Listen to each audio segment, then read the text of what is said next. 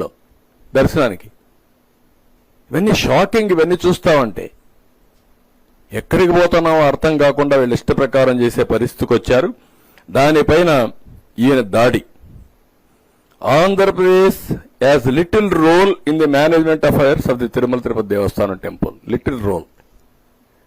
Destruction కి నాంది బలికి గొడ్డలతో నరుకుతూ లిటిల్ రోల్ అంట. రెండోది, ఇతను మాట్లాడే మాటలు మీరు చూస్తే ఎంత దుర్మార్గం అంటే,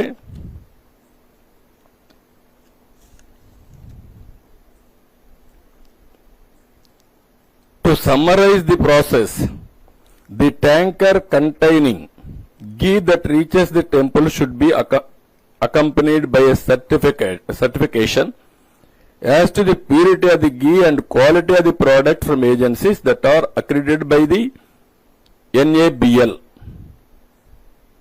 Further, at the temple, 3 samples are obtained from every tanker, and the same are tested, and only after the 3 samples passes the test would the ghee be allowed to be put to use.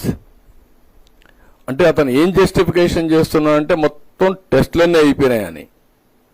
అక్కడ adulteration test వేయలేదు. Adulteration test లేకుండా adulteration test ఎట్లా చేస్తారండి మీరు?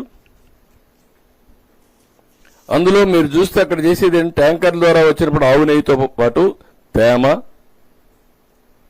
బీట్రో refractometer reading, కొవ్వు ఆమ్లం, RM విలువ, Baudouin పరీక్ష, మినరల్ ఆయిల్ కోసం పరీక్ష, అదనపు రంగు కలిపారా, melting point, rancidity, milk fat,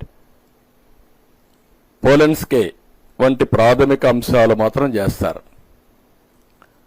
adulteration చేయాలంటే NABL అక్రిడిటేషనే ఉండాలి. ఆ ల్యాబ్కి వెళ్ళాలి.